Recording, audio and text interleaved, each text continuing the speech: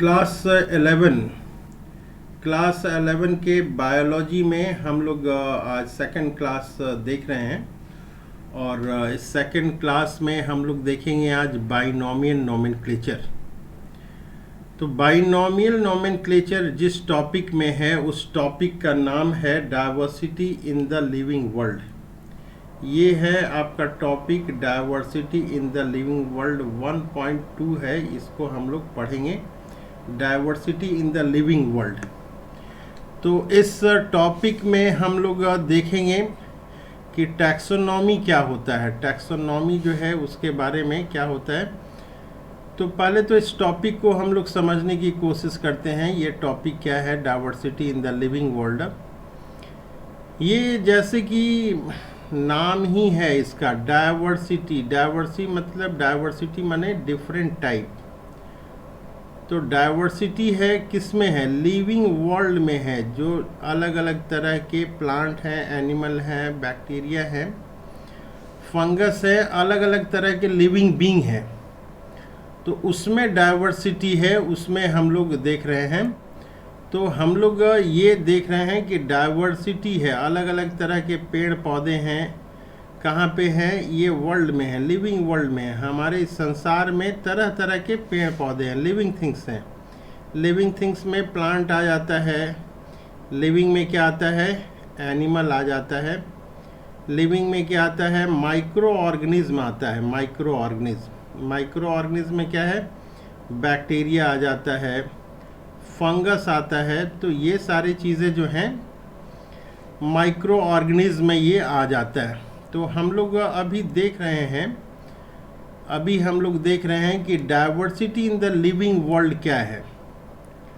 तो ये देखिए, ये बहुत तरह के हमारे जो है इस वर्ल्ड में तरह तरह के जीव जंतु हैं। तो क्या क्या जीव जंतु हैं, प्लांट हो सकते हैं, या तो एनिमल हो सकता है, बर्ड्स हो सकता है, या जो पालतू जानवर हम लोग पेट्स रखते हैं, सेवरल ऑर्गेनिज्म हो सकते हैं, हजारों तरह के ऑर्गेनिज्म हो सकते हैं हमारे आसपास, ऑल अराउंड अस, हमारे आसपास, ऑल अराउंड यू। तो हमारे आसपास जो हैं सेवरल तरह के ऑर्गेनिज्म हो सकते हैं, चाहे वो पेड़ पौधे हो, चाहे वो क्या हो, हमारे आसपास पेड़ पौधे हो, इंसेक्ट हो, बर्ड्स हो, पेट्स हो, सेवरल ऑर्गेनिज्म जो है हमारे आसपास हो सकते हैं। तो ये देख रहे हैं हम लोग कि टोटल नंबर ऑफ ऑर्गेनिज्म जो हैं पूरे वर्ल्ड में, जो हैं टोटल नंबर ऑफ ऑर्गेनिज्म वो करीब करीब 1.7 टू 1.8 मिलियन है। अगर पूछा जाएगा कि इस वर्ल्ड में कितने लिविंग ऑर्गेनिज्म हैं, तो हम कहेंगे 1.7 टू 1.8 मिलियन है। ये मिलियन मतलब होता है, 1 मिलियन बराबर होता है 10 लाख के आसपास होता है। 1 मिलियन कितना होता है, 10 लाख के आसपास 1 मिलियन होता है। यानी कि करीब करीब 17-18 लाख लिविंग बीइंग है, एनिमल और प्लांट्स हैं, करीब 17-18 लाख है। तो ये 17-18 लाख जो ये लिविंग बीइंग है हम लोग देख रहे हैं। तो ये डिफरेंट टाइप ऑफ ऑर्गेनिज्म है प्रेजेंट ऑन द अर्थ।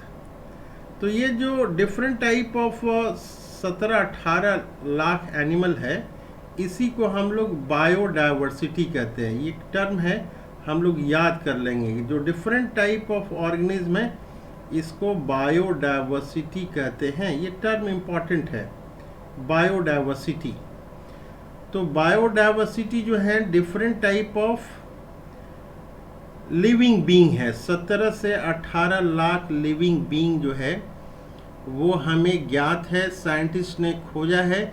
लेकिन इससे भी ज़्यादा साइंटिस्ट कहते हैं, वैज्ञानिक कहते हैं कि 17-18 लाख तो नॉन है, जिसके बारे में हम लोग जानते हैं। लेकिन 4-5 गुना ज़्यादा इससे पूरे वर्ल्ड में है, जो अभी तक डिस्कवर्ड नहीं हो पाया। उसका हम लोगों ने नाम नहीं दे पाया है, उसका क्लासिफिकेशन नहीं कर पाया है, उसका आइडेंटिफिकेशन अभी नहीं कर पाया। तो ये जो 17-18 लाख लिविंग ऑर्गेनिज्म है, इसी को बायोडाइवर्सिटी हम लोग कहते हैं, इसको बायोडाइवर्सिटी कहते हैं। तो अब जो है हम लोग आगे देखते हैं कि ये जो डिफरेंट ऑर्गेनिज्म हैं, कह रहा है कि ये new organism are continuously being identified, लगातार जो है नए ऑर्गेनिज्म डिस्कवर्ड किए जा रहे हैं। New organism are continuously being identified, हमने आपको बताया कि 4-5 गुना, 17-18 लाख से 4-5 गुना ज़्यादा जो है लिविंग ऑर्गेनिज्म है, जिसके बारे में अभी जानना बाकी है। तो आगे हम लोग देखने की कोशिश करते हैं। कह रहा है कि मिलियंस ऑफ प्लांट्स एनिमल है। तो सबसे पहले जो है आइडेंटिफिकेशन किया जाता है, सबसे पहले जो है आइडेंटिफिकेशन किया जाता है। कोई भी लिविंग ऑर्गेनिज्म मिलता है तो उसका आइडेंटिफिकेशन किया जाता है। आइडेंटिफिकेशन करने के बाद उसका जो है एक नाम दिया जाता है, और नाम देने के बाद जो है जिस क्लास के लायक है उसको उसमें क्लासिफाई कर दिया जाता है। तो 3 चीज़ें की जाती हैं यहाँ पे, एक आइडेंटिफिकेशन किया जाता है, और दूसरा जो है नॉमेनक्लेचर किया जाता है, और तीसरा जो है उसका क्लासिफिकेशन कर दिया जाता है। तो 3 चीज़ें जो हैं यहाँ पे की जाती हैं। हम लोग इसके बारे में बार बार बातचीत करेंगे। तो कोई नया ऑर्गेनिज्म मिलता है तो सबसे पहले क्या करते हैं, उसको देखते हैं हम लोग, आइडेंटिफिकेशन करते हैं। आइडेंटिफिकेशन करने के बाद जो है जिस एनिमल लायक है, प्लांट लायक है, या जिस तरह का है वो उसके अनुसार उसका नाम देते हैं, इसको नोमेनक्लेचर कहते हैं। और पहचान करने को जो है एनिमल है कि प्लांट है, इसको आइडेंटिफिकेशन करते हैं। तो ये नाम देने की जो नोमेनक्लेचर है, इसके बारे में नियम दिया गया। पूरे वर्ल्ड में जो एनिमल है, प्लांट है, लोकल नाम तो अलग अलग होता है। जैसे कि मान लीजिए कि डॉग इंग्लिश में बोलते हैं, हिंदी में कुत्ता कहते हैं, तो जर्मन में कुछ और कहेंगे, उसको सऊदी अरबिया में जो है अरबिक में कुछ और कहेंगे। तो एक ही एनिमल है, डॉग है, उसको अलग अलग कंट्री में अलग अलग नाम दिया गया है। तो सबका एक साइंटिफिक नेम देने के लिए जो है एक नियम बनाया गया है, नोमेनक्लेचर करने के लिए एक नियम बनाया गया, उसको बोलते हैं बाइनोमियल नोमेनक्लेचर। तो साइंटिफिक नाम देने के लिए जो है एक नियम बनाया गया, उसको बोलते हैं बाइनोमियल नोमेनक्लेचर। ये देखिए यहाँ पे एक टर्म पे हम लोग ध्यान देंगे। एक संस्था है ICBN, एक संस्था है ICBN। ये ICBN जो है ये रिलेटेड है, जो कोई प्लांट वगैरह है तो ये प्लांट के नाम देने के लिए जो है ICBN ने एक नियम दिया है। इसी नियम के अनुसार हम लोग नाम देते हैं। तो ये क्वेश्चन पूछता है बराबर कि ICBN क्या है, तो हम लोग बोलेंगे कि international code for botanical nomenclature. ICBN को क्या कहेंगे हम लोग, international code for botanical nomenclature हम लोग इसको बोलेंगे। ICBN को हम लोग बोलेंगे international code for botanical nomenclature. इसी तरह से जो एनिमल है जो जूलॉजी से रिलेटेड है, उसका नाम देने के लिए ICZN एक ऑर्गेनाइजेशन है, उसके अनुसार जो है ये ICZN के बारे में पूछता है कि फुल फॉर्म क्या है, तो इसका है international code of zoological nomenclature. तो जो नेम हम लोग देते हैं, कोई भी नया ऑर्गेनिज्म मिलता है तो सबसे पहले उसका आइडेंटिफिकेशन करते हैं। आइडेंटिफिकेशन करने के बाद नोमेनक्लेचर देते हैं। नोमेनक्लेचर 2 तरह से होता है, एक जो है ICBN के अनुसार होता है, प्लांट है, और एनिमल है तो ICZN के अनुसार ये होता है। तो ये नाम जो दिया जाता है उसमें 2 नाम होते हैं, जो नाम दिया जाता है उसमें 2 नेम होते हैं। तो इसीलिए नाम जो देने की पद्धति है उसको 2 नेम दिए जाते हैं, इसलिए इसको बोलते हैं बायोनॉमिकल नोमेनक्लेचर। यहाँ टॉपिक से ही क्लियर है कि नाम है बाई यानी कि दो, और नॉमेनक्लेचर मतलब नाम देना, दो नाम देना। तो साइंटिफिक लैंग्वेज में, साइंटिफिक भाषा में, बायोलॉजिकल भाषा में जो दो नाम दिया जाता है इसको हम लोग बोलते हैं बायोलॉजिकल नॉमेनक्लेचर। तो ये बायोलॉजिकल नॉमेनक्लेचर में दो नाम आते हैं। क्या क्या दो नाम आते हैं? एक तो नाम आता है जेनेरिक नेम आता है, और दूसरा नाम जो आता है वो स्पेसिफिक नेम आता है, एपिथेट बोलते हैं हम लोग। दो ही हम लोग ये याद करेंगे। पहला नाम जो होता है वो जेनेरिक नेम होता है, और दूसरा नाम जो होता है स्पेसिफिक नेम होता है। तो दो नाम देने की जो पद्धति अपनाई गई है इसी को बाइनोमियल नोमेनक्लेचर बोलते हैं। क्वेश्चन आपसे पूछेगा कि बाइनोमियल नोमेनक्लेचर से आप क्या समझते हैं? What do you mean by binomial nomenclature? Binomial nomenclature से आप क्या समझते हैं? तो हम यही बताएंगे कि जो दो नाम देने की पद्धति है उसको बाइनोमियल नोमेनक्लेचर बोलते हैं, जिसमें पहला नाम जो होता है जेनेरिक नेम होता है और दूसरा नाम जो होता है स्पेसिफिक नेम होता है। ये बाइनोमियल नोमेनक्लेचर जो है ये सबसे पहले कैरोलस लिनियस द्वारा दिया गया था। तो ये क्वेश्चन फिर पूछेगा आपसे कि बाइनोमियल नोमेनक्लेचर किसने दिया था? तो आपका आंसर होगा कि बाइनोमियल नोमेनक्लेचर जो है ये कैरोलस लिनियस साहब ने दिया था। तो क्वेश्चन अगर रहेगा कि बाइनोमियल नोमेनक्लेचर किसने दिया था, क्वेश्चन है कि बाइनोमियल नोमेनक्लेचर किसने दिया था, तो आपका आंसर क्या होगा कि कैरोलस लिनियस साहब ने बाइनोमियल नोमेनक्लेचर दिया था। तो यहाँ पे क्लियर है कि बाइनोमियल नेम में दो नाम दिया जाता है। क्या क्या दो नाम दिया जाता है बाइनोमियल नोमेनक्लेचर में? एक नाम जो दिया जाता है वो जेनेरिक नेम होता है, और दूसरा नाम जो होता है स्पेसिफिक नेम होता है। तो पहला नाम जो है ये जेनेरिक नेम हो गया और दूसरा नाम जो है ये स्पेसिफिक नेम हो गया। तो दो नाम देने की पद्धति को ही बाइनोमियल नोमेनक्लेचर कहा जाता है, और कैरोलस लिनियस साहब ने सबसे पहले इस बाइनोमियल सिस्टम ऑफ नोमेनक्लेचर को दिया था। अब हम लोग जो है बाइनोमियल सिस्टम ऑफ नोमेनक्लेचर को जानने के लिए हम लोग मैंगो का एग्जाम्पल लेते हैं, तब हम लोग अंडरस्टैंड कर पाएंगे। मैंगो का एग्जाम्पल लेके हम लोग समझने की कोशिश करते हैं कि बाइनोमियल नोमेनक्लेचर कैसे दिया जाता है। तो आगे हम लोग देखते हैं इस चैप्टर में आगे क्या लिखा हुआ है। कह रहा है कि मैंगो का जो नाम है वो लिखा जाता है बाइनोमियल नोमेनक्लेचर में। साइंटिफिक नेम जो है मैंगो का वो रिटन किया जाता है। क्या रिटन किया जाता है? Mangifera indica. जो मैंगो का साइंटिफिक नेम है उसको लिखा जाता है मैग्नीफेरा इंडिका लिखा जाता है। तो यहाँ पे ये दो नाम आपका हो गया, एक पहला नाम हो गया मैग्नीफेरा और दूसरा नाम हो गया इंडिका। तो मैंगो का जो है दो नाम दिया गया है, एक नाम है मैग्नीफेरा और दूसरा नाम है इंडिका।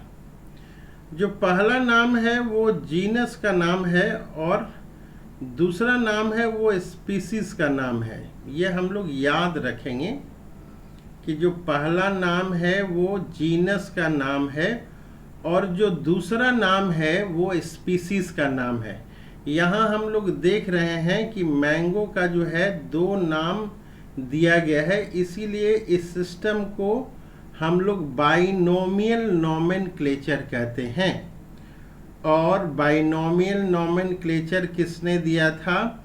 तो कैरोलस लिनियस साहब ने बाइनोमियल नोमेनक्लेचर दिया था, और इस बाइनोमियल नोमेनक्लेचर में पहला नाम किसका होता है?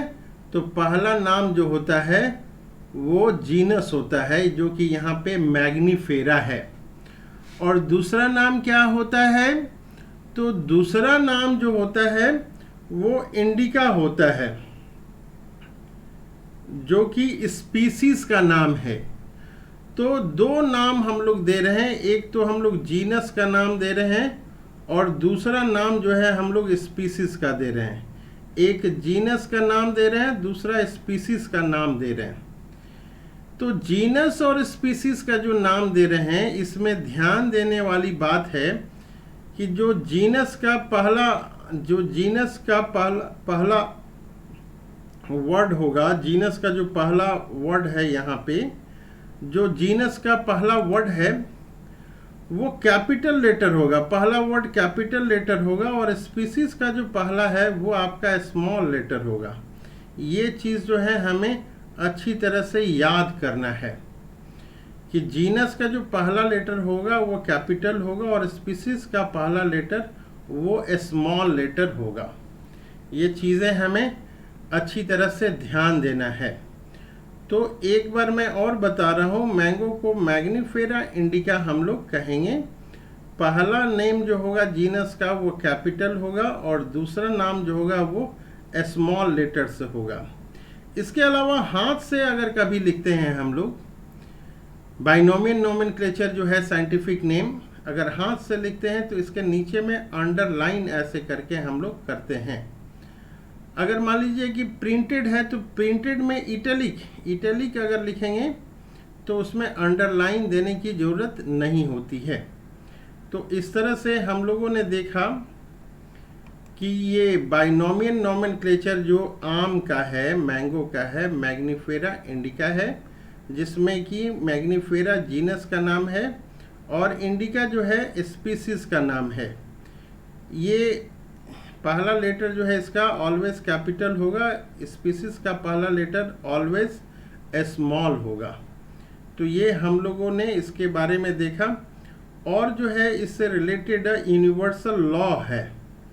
तो ये यूनिवर्सल लॉ क्या है नोमेनक्लेचर के लिए, बाइनोमियल नोमेनक्लेचर के लिए, ये यहाँ पे दिया हुआ है। ये 4 लॉ है, आप चाहें तो इसका स्क्रीनशॉट ले सकते हैं। 1, 2, 3 और 4, ये 4 नियम हम लोग देख रहे हैं। तो ये 4 नियम जो हैं उसमें क्या है हम लोग पहला देखते हैं। कर रहा है पहला नेम बता रहा है लॉ, पहला बता रहा है कि biological name are generally in Latin and written in italic. ये देखिए इटैलिक में लिखा जाता है।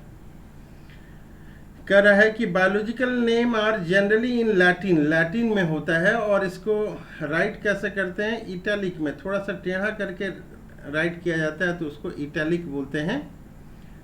दे are Latinized and derived from Latin irrespective of their origin. कहाँ से ये ओरिजिन है उससे मतलब नहीं है, लैटिन में जनरली दिया जाता है।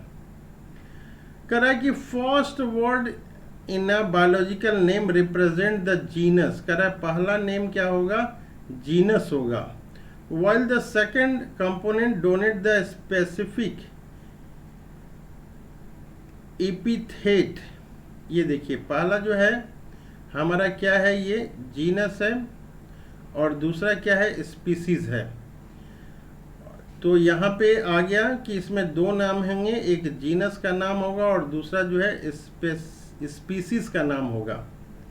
तो जीनस और स्पीसीज जो है 2 नाम होंगे।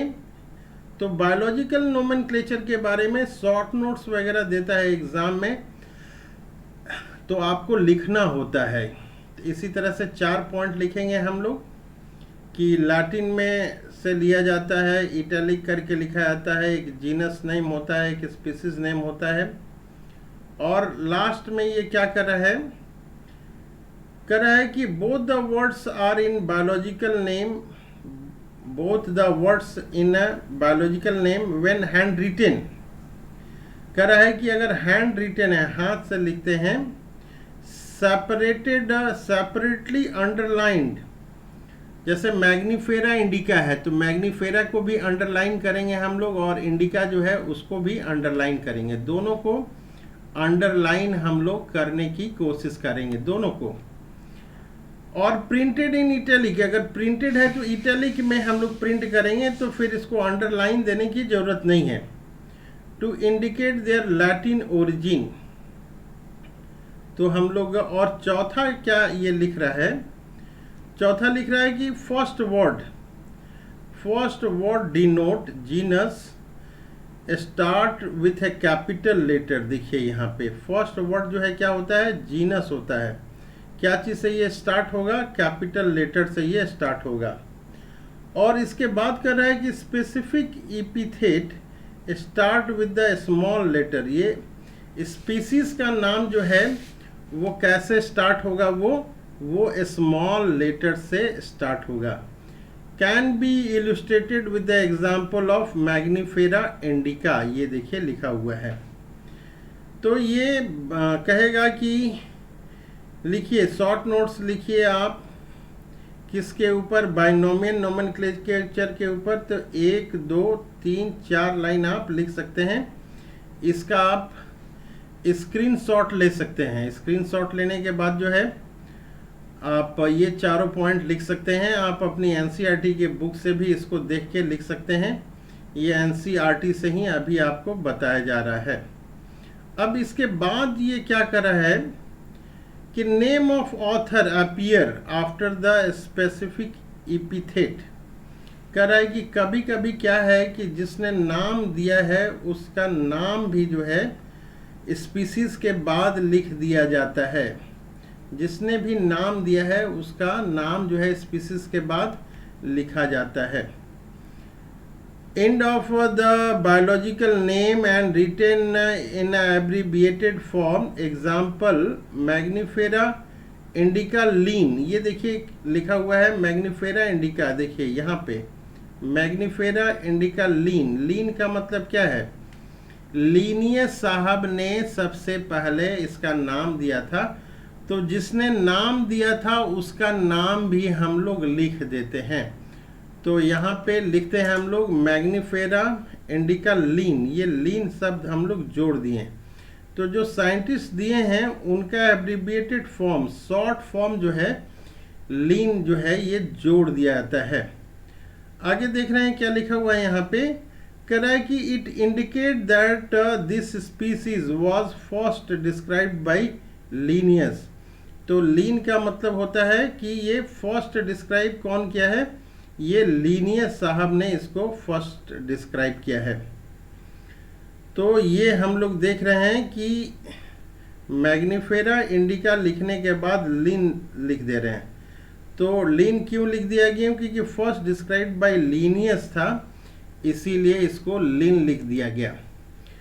तो हम लोगों ने देखा इस चैप्टर में कि अभी तक जो नॉन है, जो जाने हुए हैं 1.7 to 1.8 मिलियन ऑर्गेनिज्म हैं। तो इतने सारे ऑर्गेनिज्म हैं, तो वो सारे को जो है डिस्क्राइब करने के लिए सबसे पहले उसको आइडेंटिफिकेशन जरूरी होता है। आइडेंटिफिकेशन करते हैं कि प्लांट है कि एनिमल है, कि किस कैटेगरी में है ये, कि फंगस है कि बैक्टीरिया में ये जाएगा। तो सबसे पहले हम लोग आइडेंटिफिकेशन करते हैं। आइडेंटिफिकेशन करने के बाद जो है उसका नाम देते हैं। तो नाम क्या देते हैं हम लोग, बायोलॉजिकल नेम हम लोग देते हैं।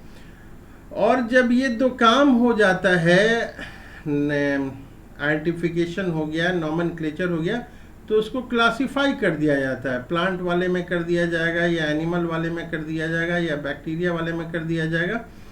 तो आइडेंटिफिकेशन करने के बाद नेमिंग के बाद फिर उसको क्लासिफाई कर दिया जाता है। तो क्लासिफाई करने की जो घटना है इसको क्लासिफिकेशन कहते हैं। इसको क्या कहते हैं, क्लासिफिकेशन कहते हैं।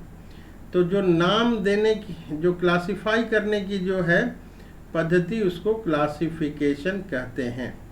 तो क्लासिफिकेशन क्या है, तो इसको आइडेंटिफिकेशन नॉमेनक्लेचर के बाद उसको क्लासिफाई कर देते हैं तो इसको क्लासिफिकेशन कहते हैं।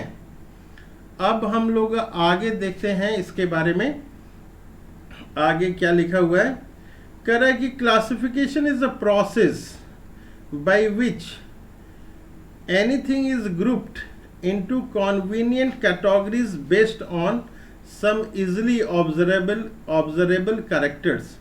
ये कह रहा है कि क्लासिफिकेशन क्या है, तो ये कह रहा है कि प्रोसेस है bye which anything is group कर दिया जाता है इनटू कन्वीनियंट कैटेगरीज। किस कैटेगरीज में है, ये प्लांट में है या एनिमल में है, उसके अनुसार ये कैटेगराइज कर दिया जाता है based on some easily observable characters. जो कैरेक्टर्स दिख रहे हैं उसके आधार पे इसको ग्रुप कर दिया जाता है।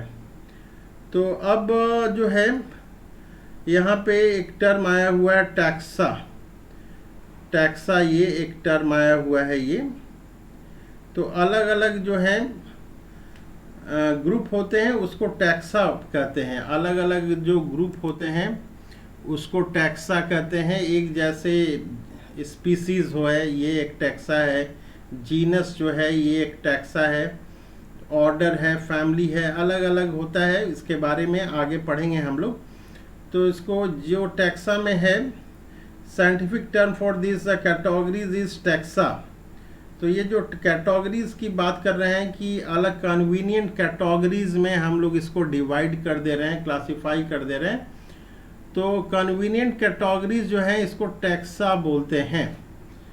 जीनस जैसे अभी हम लोगों ने पढ़ा, ये एक टैक्सा है, और स्पीसीज जो पढ़ा वो भी एक टैक्सा है। तो किस जीनस में रहेगा, किस स्पीसीज में रहेगा, उसके कैरेक्टर के आधार पे कैटेगराइज किया जाता है। तो आगे हम देख रहे हैं हम लोग।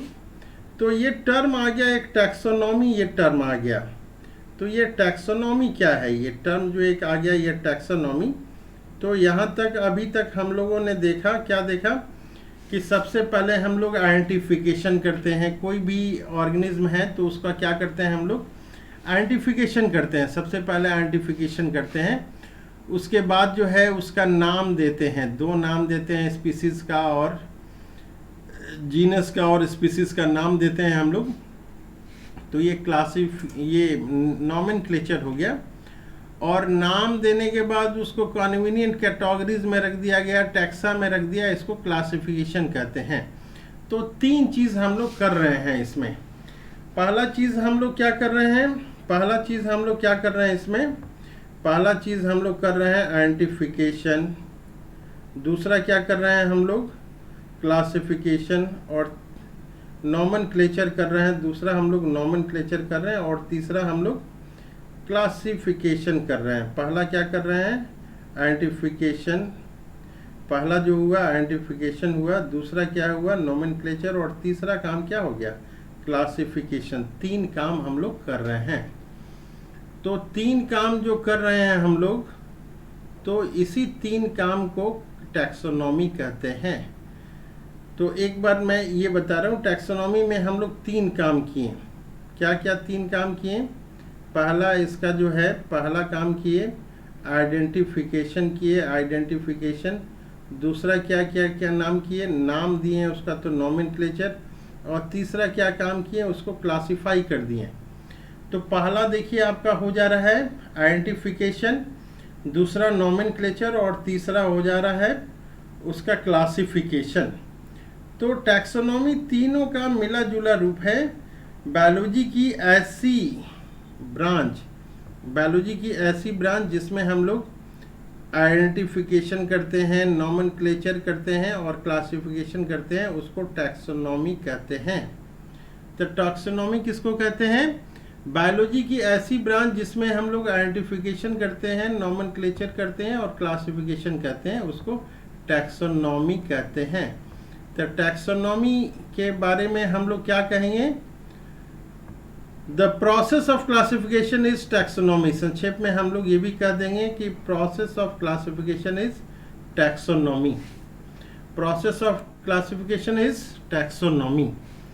तो ये टैक्सोनॉमी के बारे में हम लोग देख लिए। टैक्सोनॉमी में क्या क्या देखें, आइडेंटिफिकेशन करते हैं। आइडेंटिफिकेशन के बाद जो है क्या कर रहे हैं हम लोग, नॉमेनक्लेचर कर रहे हैं, फिर क्लासिफिकेशन करते हैं। तो ये देखिए यहाँ पे फिर आया हुआ है ये बेसिक टू टैक्सोनॉमी। ये टैक्सोनॉमी जो है क्या है, आइडेंटिफिकेशन है, क्लासिफिकेशन है और नॉमेनक्लेचर है। टैक्सोनॉमी क्या है, आइडेंटिफिकेशन है, क्लासिफिकेशन है, नॉमेनक्लेचर है। तो ब्रांच ऑफ बायोलॉजी अगर ये पूछता है, ये बार बार जो है ये डेफिनेशन पूछता है, व्हाट इज टैक्सोनॉमी। तो टैक्सोनॉमी क्या है, इसमें हम लोग बोलते हैं कि branch of biology that deals with the identification, nomenclature and classification is known as taxonomy. तो आपसे कोई पूछेगा कि डिफाइन टैक्सोनॉमी, तो आप क्या कहेंगे, branch of biology number 1 deal with the identification, number 2 deal with the nomenclature, and number 3 deal with the classification is known as taxonomy। तो पहला टर्म हम लोगों ने देखा था कि बायोडाइवर्सिटी टर्म आया था, बायोडाइवर्सिटी, फिर सिस्टमेटिक टर्म्स आया था, फिर अब आया ये टैक्सोनॉमी आया। तो ये जो है फिर इसी में जो है बाइनोमियल नॉमेनक्लेचर हम लोगों ने देखा था। तो बहुत सारे टर्म्स जो हैं अभी तक हम लोगों ने देख लिया है। बाइनोमियल नोमेनक्लेचर क्या है, इसके बारे में कोई पूछेगा तो 3 या 4 लाइन हम लोग लिखेंगे कि 2 नाम देते हैं, स्पीसीज का और किसका देते हैं, जीनस का नाम हम लोग देते हैं, ये टैक्सोनॉमी कहलाता है। अब ये जो है ये बड़ा एक इम्पॉर्टेंट टर्म है, सिस्टमैटिक्स। तो ये टर्म्स के बारे में भी हम लोग को जानना है, सिस्टमैटिक।